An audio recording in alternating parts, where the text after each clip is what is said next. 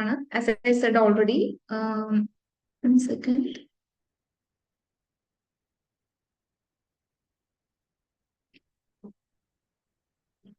Okay. So far we have discussed 2 poems. നമ്മൾ 2 poems ഇപ്പൊ നമ്മൾ ഡിസ്കസ് ചെയ്ത് കഴിഞ്ഞു. And in today's class we are going to discuss yet another poem. ഞാൻ already പറഞ്ഞിരുന്നു നമുക്ക് ഈ ഒരു ടെക്സ്റ്റില് ഫസ്റ്റ് മൊഡ്യൂൾ എന്ന് പറയുന്നത് ഫുൾ പോയിന്റ്സ് ആണ്. ഒരു 9 പോയിന്റ്സ് നമുക്ക് പഠിക്കാനുണ്ട്. അപ്പൊ അതിൽ 2 പോയിന്റ്സ് നമ്മൾ ഫിനിഷ് ചെയ്തു. Today we will going to another poem. And the title of the poem is Threshold. Okay, I'll share my screen first.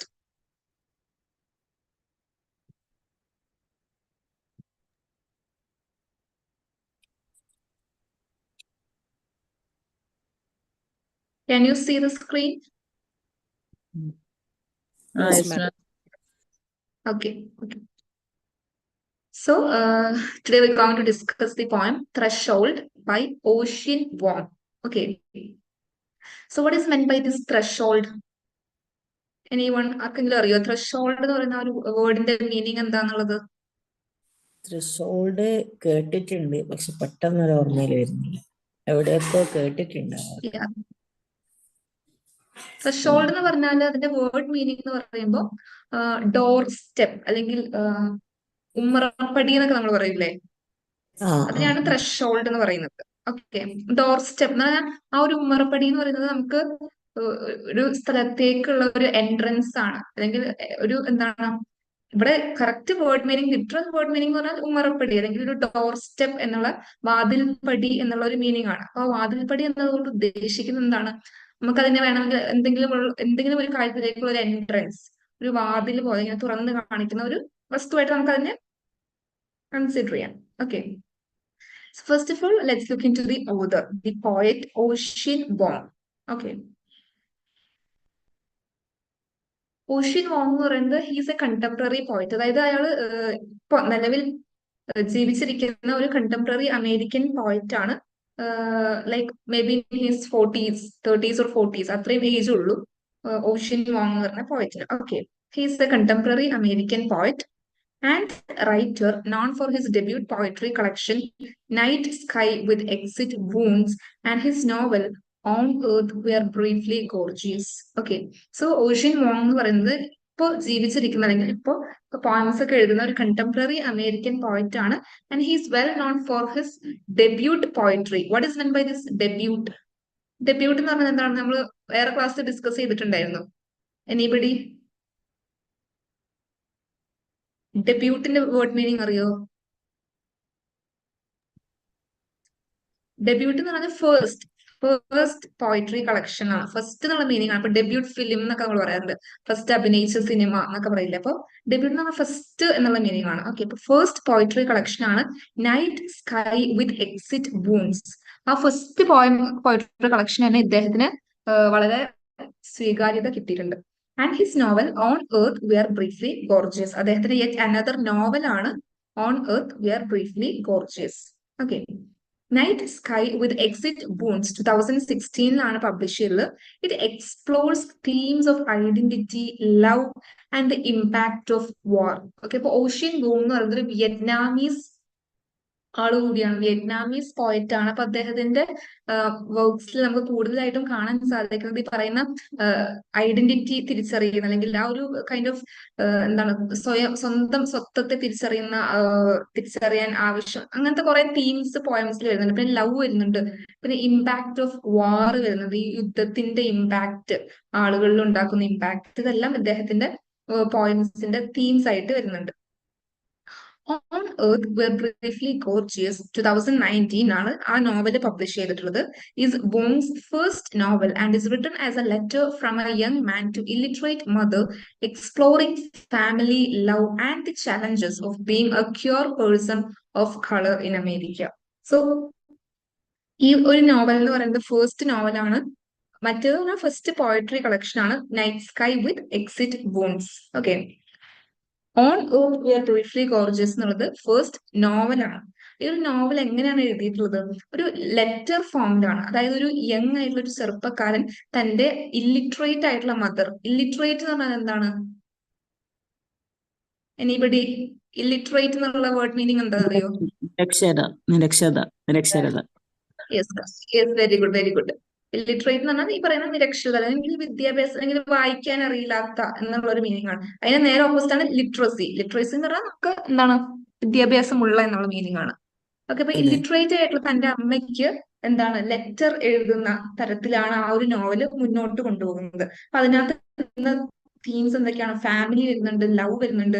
അതുപോലെ തന്നെ വരുന്ന വേറൊരു തീമാണ് challenges of being a queer person of colour in America. Queer person എന്ന് പറഞ്ഞാൽ എന്താണ്? നമുക്ക് already എല്ലാവർക്കും അറിയായിരിക്കും. ക്യൂർ പേഴ്സൺ എന്ന് പറയുമ്പോൾ ഈ പറയുന്ന മെയിൽ ഫീമെയിൽ എന്ന് പറയുന്ന ആ ഒരു രണ്ട് കാറ്റഗറി അല്ലാത്ത വേറെ വരുന്ന കാറ്റഗറീസ് ഉണ്ടല്ലോ, ട്രാൻസ്ജെൻഡേഴ്സ്, ലെസ്ബിയൻസ്, ഗെയ്സ്, എസെക്ഷൽസ്, ബൈസെക്ഷൽ, അങ്ങനെ ഒത്തിരി LGBTQI എന്ന് പറയുന്ന ആ ഒരു സെക്ഷൻ ഓഫ് ആൾക്കാരുണ്ട്. അവരെല്ലാവരും കൂടി ഒരുമിച്ച് പറയുന്ന ഒരു അംബ്രല്ല ടേം ആണ് cure.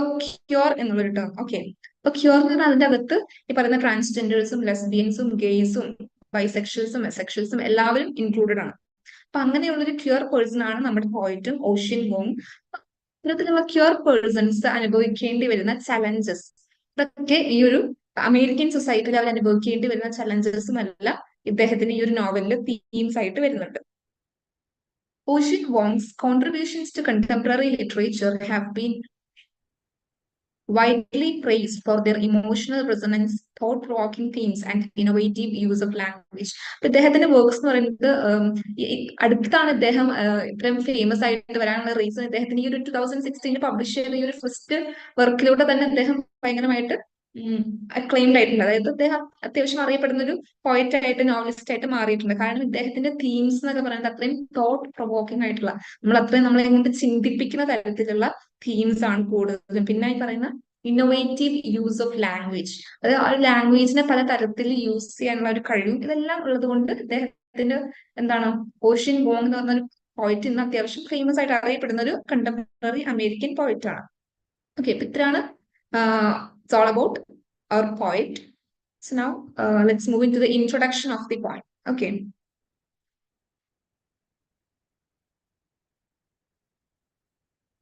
So the first poem in the anthology, Night Sky with Exit Wounds, is titled Threshold.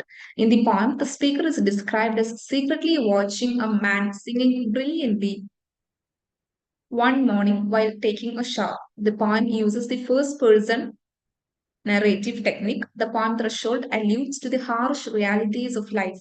The majority of it is written in couplets. It talks about the speaker's voyeuristic mindset and obsession with the man singing in the shower. Okay. അപ്പൊ ഈ ഒരു നമ്മൾ നേരത്തെ പറഞ്ഞ night sky with exit boons, അത് important ആണ് കേട്ടോ. അതാണ് ഞാൻ ബോൾഡ് ആയിട്ട് കൊടുത്തിട്ടുള്ളത്. അദ്ദേഹത്തിന്റെ ഫസ്റ്റ് ഡെബ്യൂട്ട് പോയിട്രി കളക്ഷൻ ആണ്. ആ പോയിട്രി കളക്ഷനിലുള്ള ഫസ്റ്റ് പോയമാണ് ത്രഷോൾഡ്. നമുക്ക് പ്രിസ്ക്രൈബ് ചെയ്തിട്ടുള്ള ത്രഷോൾഡ് എന്ന് പറയുന്നത് ആ ഒരു കളക്ഷൻ ഓഫ് ബുക്കിലെ ഫസ്റ്റ് പോയമാണ് threshold, which we are going to discuss today's class. Okay, അപ്പൊ ഈ ഒരു ത്രഷോൾഡ് എന്ന് പറയുന്ന പോയത്തിൽ എന്താ സംഭവിക്കുന്നത് വെച്ചാൽ, ഒരു യങ് മാൻ, ഒരു നമ്മുടെ സ്പീക്കർ ഓഫ് ദി പോയം എന്ത് ചെയ്യുന്നുണ്ട്? ഒരു ഒരാള്, ഒരു മനുഷ്യൻ, വേറൊരു മാൻ എന്താണ്, ഷവർ ചെയ്യാണ്, കുളിക്കുകയാണ്. He's taking a shower. ആ ഷവർ ചെയ്യുമ്പോൾ അദ്ദേഹം ഇങ്ങനെ പാട്ട് പാടിക്കൊണ്ടാണ് ഷവർ ചെയ്യുന്നത്. ഇത് സീക്രട്ട്ലി വാച്ച് ചെയ്യാണ് നമ്മുടെ, അതായത് ഒളിഞ്ഞിരുന്ന് നോക്കുകയാണ് നമ്മുടെ സ്പീക്കർ ചെയ്യുന്നത്. ഓക്കെ, ഇപ്പൊ എന്താ നമുക്ക് എന്തുകൊണ്ടാണ് അത് അങ്ങനെ ചെയ്യുന്നത് എന്നുള്ളത് നമുക്ക് ഒരു പോയം വായിച്ചു കഴിയുമ്പോൾ, ഫുൾ ആയിട്ട് വായിച്ചു കഴിയുമ്പോൾ നമുക്ക് മനസ്സിലാവും. ഈ ഒരു പോയം മുഴുവനായിട്ടും കപ്ലെറ്റ്സിലാണ് എഴുതിയിട്ടുള്ളത്. കപ്ലെറ്റ്സ് എന്ന് പറഞ്ഞാൽ എന്താണ്?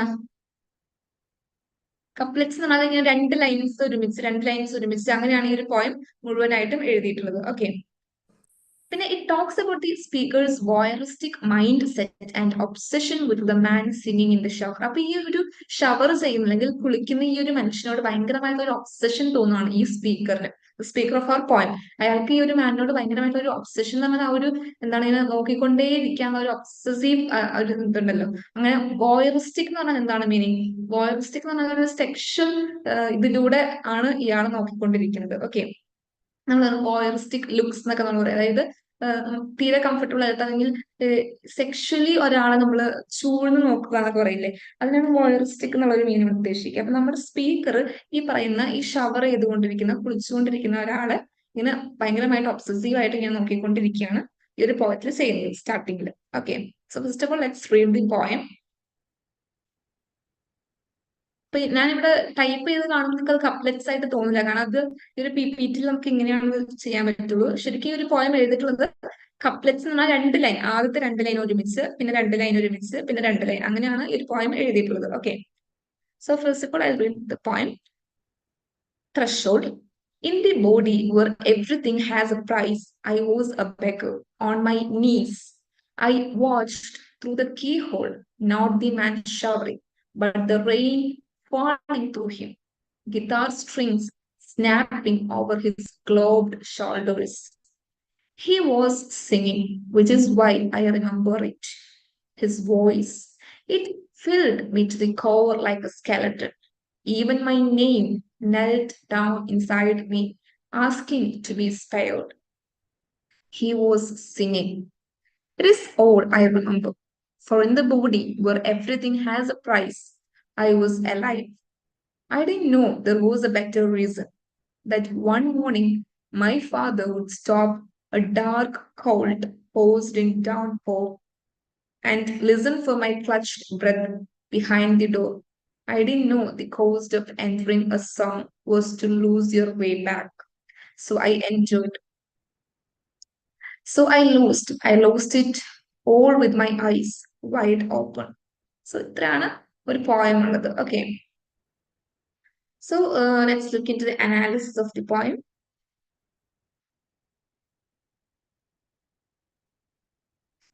The first poem in Ocean Wong's Night Sky with Exit Wounds is titled Threshold. It talks of how young Ocean used to watch his father singing while taking a shower through a keyhole.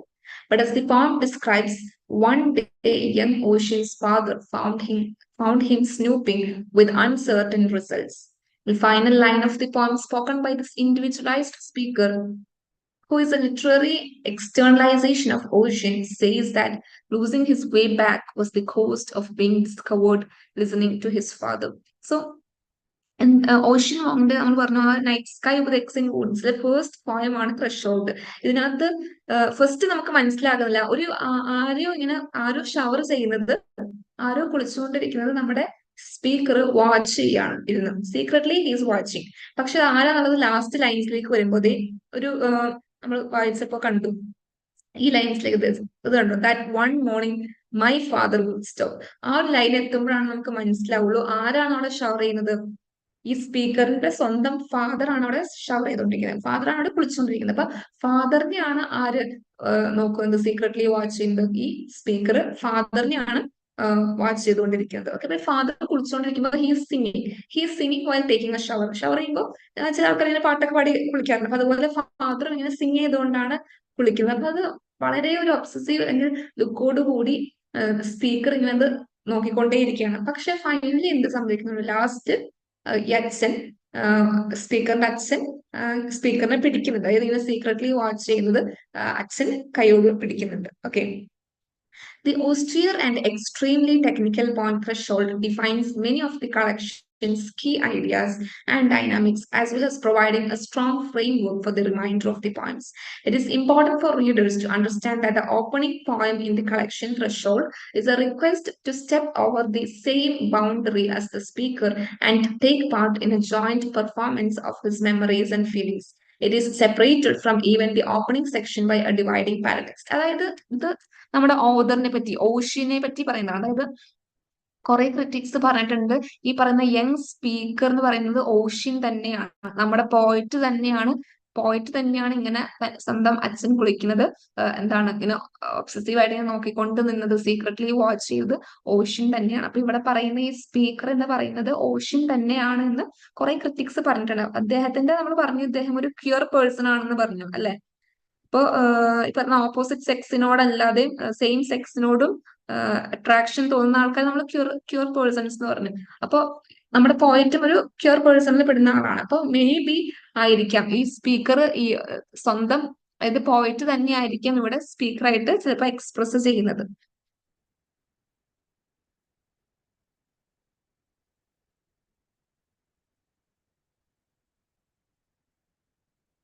Okay, നമ്മളിപ്പോ വായിച്ച same slide തന്നെയാണ്. Second. Okay, so നമുക്ക് അതിന്റെ detailed അനാലിസിസിലേക്ക് പോകാൻ പോയതിന്റെ from the title alone without reading through the poem one wouldn't be able to imagine what threshold it is talking about. As it turns out, that word could point to the bottom of a doorway into a room, and it could also imply the beginning or entry point into something of face perhaps. ഇപ്പൊ നമ്മൾ പറഞ്ഞു ഈ ഒരു പോയത്തിന്റെ title threshold എന്നാണ്. അപ്പൊ threshold എന്ന് പറയുന്ന ഒരു ആ ഒരു ടൈറ്റിലും ഈ ഒരു പോയമായിട്ട് എന്താണ് ഒരു connection, what connection is there between the poem and the title.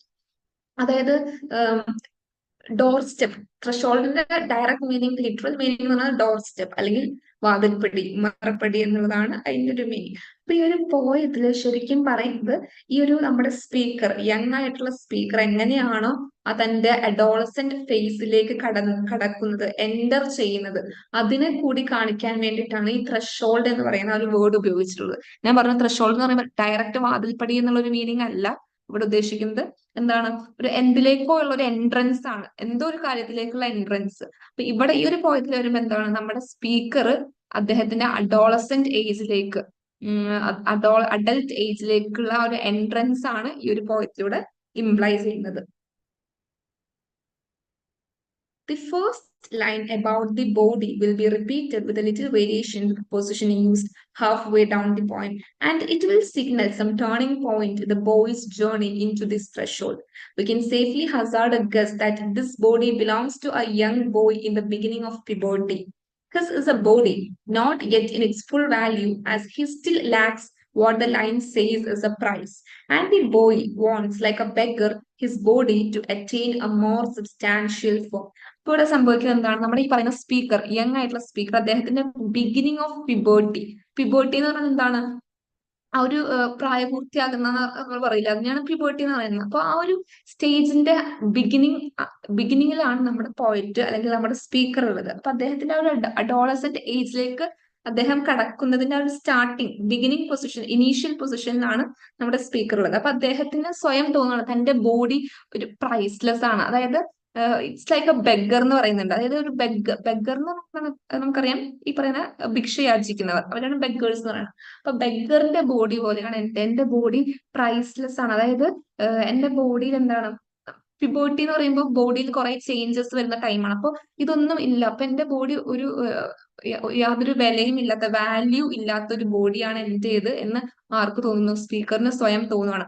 എന്നിട്ടാണ് സ്പീക്കർ എന്ത് ചെയ്യുന്നത്, ഈ പറയുന്ന ഫാദർ കുളിക്കുന്നത് നോക്കുമ്പോൾ ഫാദറിന്റെ ബോഡി എന്ന് പറഞ്ഞാൽ വെൽ ബിൽഡ് ആയിട്ടുള്ള, കാരണം അദ്ദേഹം അഡോളസന്റ് ഏജ് കഴിഞ്ഞ നല്ല അത്യാവശ്യം വെൽ സെറ്റിൽഡ് ആയിട്ടുള്ള വെൽ ബിൽഡ് ബോഡിയാണ് ഫാദറിന്റെ. അപ്പൊ ആ ഫാദറിന്റെ ബോഡി കണ്ടിട്ട് തന്റെ ബോഡിനെ കമ്പയർ ചെയ്യുമ്പോൾ ഇത് എന്താണ്, പ്രൈസ്ലെസ് ആയിട്ടുള്ള, യാതൊരു വാല്യൂം ഇല്ലാത്ത ഒരു ബോഡിയാണെന്ന് സ്പീക്കറിന് തോന്നുന്നു.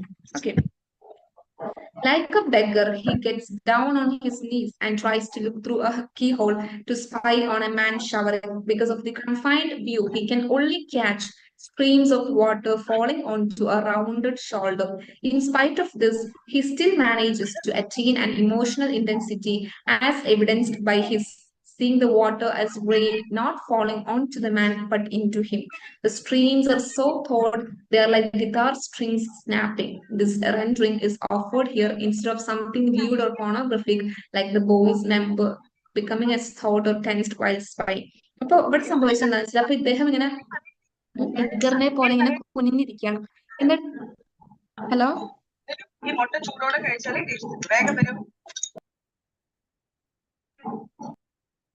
ഹലോ, എല്ലാരും മൈക്കൊന്ന് മ്യൂട്ട് ചെയ്ത് വെക്കോ? ക്ലിയർ ആണ് ഞാൻ പറയുന്നത്?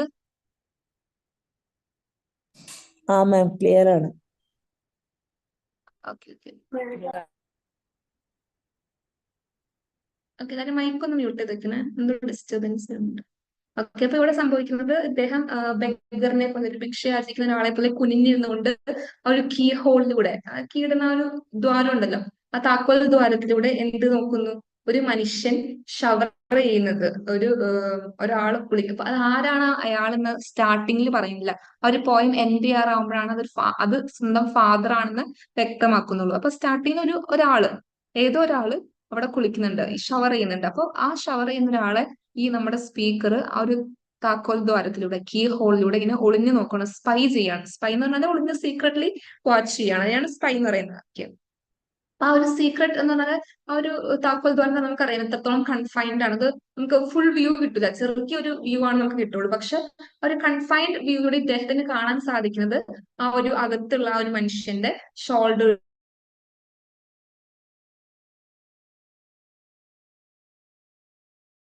നമുക്കറിയാം റൗണ്ട് ഷേപ്പിലുള്ളതാണ് ഗ്ലോബ്. അപ്പൊ ഗ്ലോബ്ഡ് ഷോൾഡേഴ്സ് എന്ന് പറഞ്ഞാൽ റൗണ്ട് ആയിട്ടുള്ള ഷോൾഡേഴ്സിലൂടെ ഇങ്ങനെ വെള്ളം ഇറ്റിറ്റ് വീഴുന്നത്, ഷവറിൽ നിന്ന് ഇങ്ങനെ വെള്ളം വീഴുന്നത് ഇദ്ദേഹത്തിന് കാണാൻ സാധിക്കുന്നുണ്ട്, നമ്മുടെ സ്പീക്കറിന് കാണാൻ സാധിക്കുന്നുണ്ട്. അപ്പൊ ഈ ഒരു വെള്ളം വീഴുന്നത് അതിനെ ഗിത്താർ സ്ട്രിങ്സുമായിട്ടാണ് കമ്പയർ ചെയ്യുന്നത്. ഗിത്താറിന്റെ സ്ട്രിങ്സ് ഉണ്ടല്ലോ, ആ കമ്പികൾ, അതിങ്ങനെ അത് പോകുന്നത് പോലെയാണ് വെള്ളം ഇയാളുടെ ഷോൾഡേഴ്സിലൂടെ തട്ടി താഴേക്ക് പോകുന്നതെന്ന് നമ്മുടെ സ്പീക്കർ കാണുന്നത്. അപ്പൊ സ്പീക്കർ ഇതിങ്ങനെ വാച്ച് ചെയ്തുകൊണ്ടിരിക്കണം, ഭയങ്കര ഒരു വോയറിസ്റ്റിക് ലുക്കോട് കൂടി, അല്ലെങ്കിൽ പോണോഗ്രഫി എന്നൊക്കെ നമുക്കറിയാം, സെക്ഷൽ ഇതിലൂടെയാണ് ഈ ഒരു സീൻ അല്ലെങ്കിൽ ഇതിനെ സ്പൈ ചെയ്തുകൊണ്ട് നമ്മുടെ പോയിറ്റ് അല്ലെങ്കിൽ സ്പീക്കർ നോക്കുന്നത്.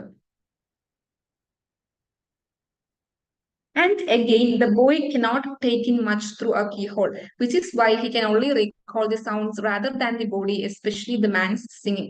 And the man's voice can fill the boy right down to the center of his being without the boy having to catch sight of the man's entire body, merely a sliver of his shoulder. അപ്പൊ ഇദ്ദേഹത്തിന് പറഞ്ഞു ആ ഒരു key hole എന്ന് പറഞ്ഞാൽ അത്രയും confined ആണ്, congested ആണ്, നമുക്ക് ചെറിയൊരു വ്യൂ ആണ് കിട്ടുള്ളൂ.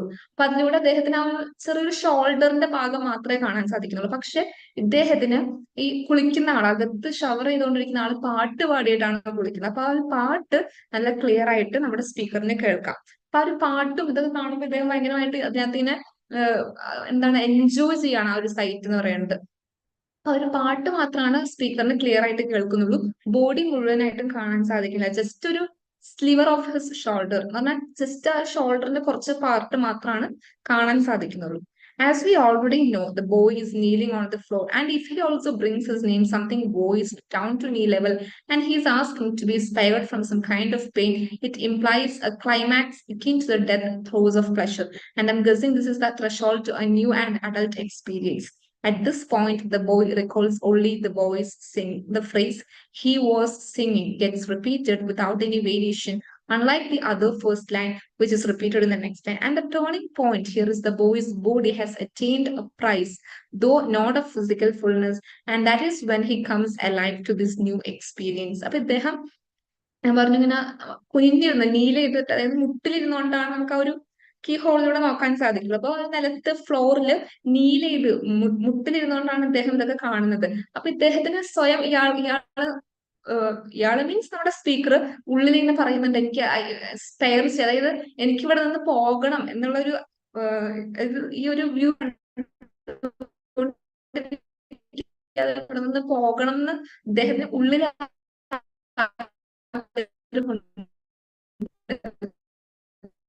പക്ഷെ സാധിക്കുന്നില്ല. ഇദ്ദേഹത്തിന് ഇത് സീക്രട്ട്ലി വാച്ച് ചെയ്യാൻ തന്നെ കിട്ടാൻ വേണ്ടിട്ട് അദ്ദേഹം അത് വാച്ച് ചെയ്തുകൊണ്ടിരിക്കണം. അപ്പൊ ആ ഒരു ടൈമിലാണ് അദ്ദേഹത്തിന് മനസ്സിലാകുന്നത് അദ്ദേഹം ഒരു കൈൻഡ് ഓഫ് തന്റെ അഡോളസെന്റ് ലൈഫിലേക്ക് എൻ്റർ ചെയ്യുന്നു എന്നുള്ളൊരു ഐഡിയ നമ്മുടെ സ്പീക്കറിനെ കിട്ടുന്നതാണ്. ഇത്രയും നാൾ അദ്ദേഹം ഒരു കുട്ടിയായിരുന്നു, പ്യൂബർട്ടി അറ്റൈൻ ചെയ്യാത്തൊരു കുട്ടിയായിരുന്നു. പക്ഷെ ഈ ഒരു സീനൊക്കെ കാണുമ്പോൾ എന്താണ് അദ്ദേഹത്തിന് താനൊരു അഡോളസെന്റ് മാൻ ആയി, അല്ലെങ്കിൽ ഞാൻ ഒരു അഡോളസെന്റ് ഏജിലേക്ക് കടക്കുന്നു എന്നുള്ള ഒരു എന്താണ് ഒരു ഫീലിംഗ് നമ്മുടെ സ്പീക്കറിന് വരികയാണ്. We then learn that this man the boy has been spying on in the mornings is the father. One morning, the man realizes there is someone behind his door holding his breath.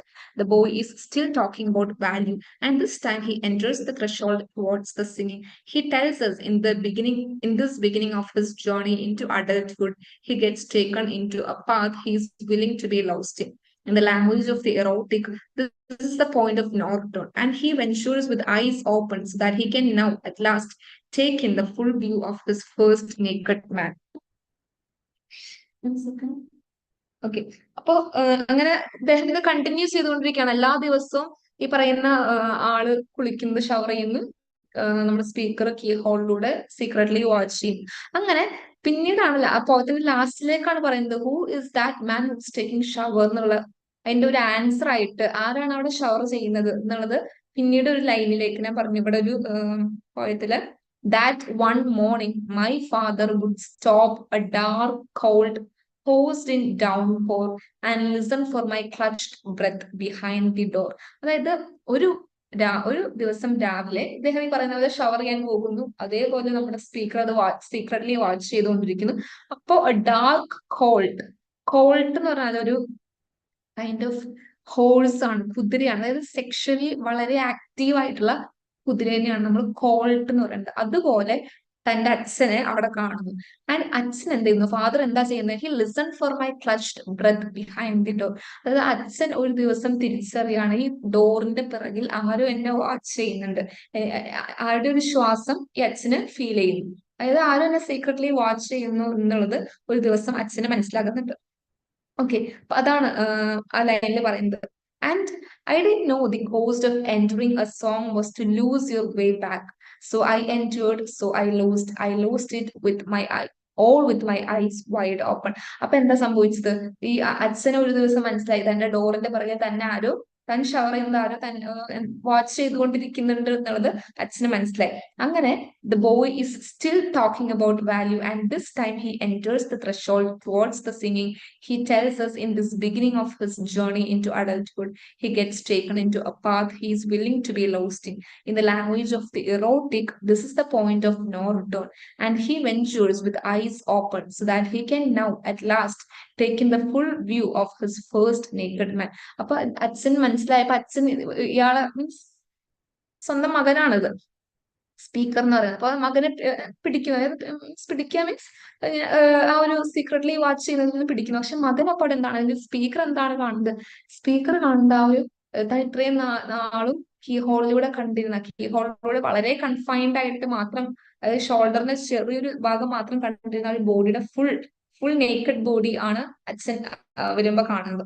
അപ്പൊ ഇയാൾ speaker എന്ത് ചെയ്യുന്നു, speaker അത് ice wide open ആയിട്ട്, അതായത് ice അത്രയും തുറന്നു വെച്ചുകൊണ്ട് ആ ഒരു ഫുൾ നേക്കഡ് ബോഡിനെ ഫസ്റ്റ് ആയിട്ടാണ് ഒരു നേക്കഡ് മാനിനെ സ്പീക്കർ കാണുന്നത്. അപ്പൊ ആ ഒരു ഫസ്റ്റ് നേക്കഡ് മാന്റെ വ്യൂ മൊത്തത്തിൽ ആ ഒരു കണ്ണ് മുഴുവൻ തുറന്നു വെച്ചുകൊണ്ട് അത് അദ്ദേഹം എന്താണ് നോക്കിക്കൊണ്ടിരിക്കുകയാണെങ്കിൽ വാച്ച് ചെയ്യാണ് ചെയ്യുന്നത് സ്പീക്കർ. അപ്പൊ ഇവിടെ എന്താണ് ശരിക്കും, അതായത് ആ ഒരു സ്പീക്കറിന്റെ അഡൽട്ട്ഹുഡിലേക്കുള്ള ആ ഒരു ട്രാൻസിഷൻ, അത് ആ ഒരു ത്രഷോൾഡ് ആണ് ഇവിടെ, അതാണ് ടൈറ്റിൽ കൊണ്ട് ഉദ്ദേശിക്കുന്ന ത്രഷോൾഡ്. അദ്ദേഹത്തിന്റെ ഇത്രയും നാളും കുട്ടിയായിരുന്ന ആള് ആ ഒരു അഡൽട്ട്ഹുഡ് എന്ന് പറയുന്ന ഒരു അതിലേക്ക് അതിന്റെ വാതിൽപ്പടി, അതിലേക്ക് എൻറ്റർ ചെയ്യുന്ന ഒരു അവസ്ഥ.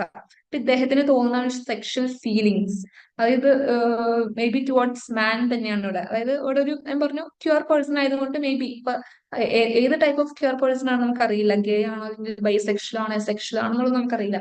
അപ്പൊ അദ്ദേഹത്തിന് ചിലപ്പോൾ ഓപ്പോസിറ്റ് സെക്സിനേക്കാൾ കൂടുതൽ അട്രാക്ഷൻ തോന്നുന്നത് മേ ബി സെയിം സെക്സിലുള്ള ആൾക്കാരോടായിരിക്കും. അതുകൊണ്ടായിരിക്കാം ഈ പറയുന്ന ഫാദർ ഫിഗറിനോട് അല്ലെങ്കിൽ മെയിൽ ഫിഗറിനോട് ആ ഒരു അട്രാക്ഷൻ തോന്നിയത്. അപ്പൊ ആ ഒരു എന്താണ് തനിക്ക് അച്ഛനോട് അല്ലെങ്കിൽ തന്റെ എന്താണ് ഈ പറയുന്ന ഒരു മെയിൽ ഫിഗറിനോടാണ് അട്രാക്ഷൻ തോന്നുന്നത്, അല്ലെങ്കിൽ ഒരു സെക്ഷൽ വേയിലൂടെ നോക്കുന്നത് ആരെയാണ്, ഒരു മെയിൽ ആയിട്ടുള്ള ഒരാളെ തന്നെയാണ്. ഇപ്പൊ സ്പീക്കറും ഇവിടെ മെയിലാണ്. അപ്പൊ ആ ഒരു ഞാൻ എന്താണ് ഒരു ക്യൂർ പേഴ്സൺ ആണെങ്കിൽ എന്റെ അഡൽട്ട്ഹുഡ് ഇങ്ങനെയാണെന്നുള്ള ഒരു തിരിച്ചറിവ് ആ ഒരു അതിനകത്തേക്ക് എൻറ്റർ ചെയ്യാണ് നമ്മുടെ പോയിന്റ് ചെയ്യുന്നത്. അപ്പൊ ആ ഒരു കാര്യമാണ് ഇതിലൂടെ ജസ്റ്റ് മെൻഷൻ ചെയ്യുന്നത്, ഈ ത്രഷ് ഹോൾഡ് എന്ന് പറയുന്ന ഈ ഒരു പോയിന്റിലൂടെ മെൻഷൻ ചെയ്യുന്നത്. ഓക്കെ, അത്രയാണ് ഈ ഒരു പോയിന്റ് ഡിസ്കസ് ചെയ്യുന്നുള്ളൂ. മെയിൻ ആയിട്ട് ഇതിന്റെ ഒരു ടൈറ്റിൽ എന്ന് പറയുമ്പോൾ അതിന്റെ ഒരു സിഗ്നിഫിക്കൻസ് അതാണ് ഓർത്തിരിക്കുക. ജസ്റ്റ് ത്രഷോൾഡ് എന്നുള്ള ഒരു വേർഡ് മീനിങ് അല്ല, അല്ലെങ്കിൽ ഉമ്മറപ്പടി വാതിൽപ്പടി എന്നുള്ള ഒരു മീനിങ് അല്ല ഇതുകൊണ്ട് ഉദ്ദേശിക്കുന്നത്, മറിച്ച് എന്തിലേക്കുള്ള വാതിൽപ്പടിയാണ്, എന്തിലേക്കുള്ള എൻട്രൻസ് ആണ്. വാതിൽപ്പടി എന്നൊക്കെ പറയുമ്പോൾ നമുക്കറിയാം എൻട്രൻസ് ആണ്, ഇപ്പൊ വീട്ടിന്റെ അകത്തേക്കുള്ള എൻട്രൻസ് അല്ലെങ്കിൽ വീട്ടിൽ നിന്ന് പുറത്തേക്കുള്ള ഒരു എൻട്രൻസ് അതായിരിക്കും. അപ്പൊ ഇവിടെ എന്ന് പറഞ്ഞാൽ നമ്മുടെ സ്പീക്കറിന്റെ അഡൽട്ട്ഹുഡിലേക്കുള്ള അല്ലെങ്കിൽ അഡോളസെന്റ് ഏജിലേക്കുള്ള ഒരു എൻട്രൻസ് ആണ് ഈ ഒരു പോയത്തിലുടനീളം മെൻഷൻ ചെയ്യുന്നത്. ഓക്കെ,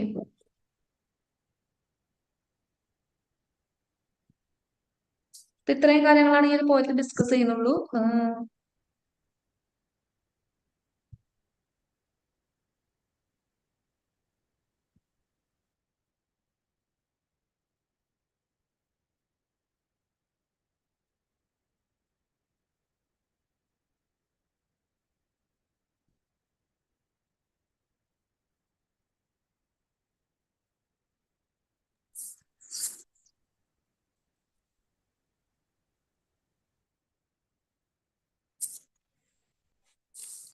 മാം ലീവ് ചെയ്യട്ടെ, ക്ലാസ് കഴിഞ്ഞല്ലോ അല്ലേ?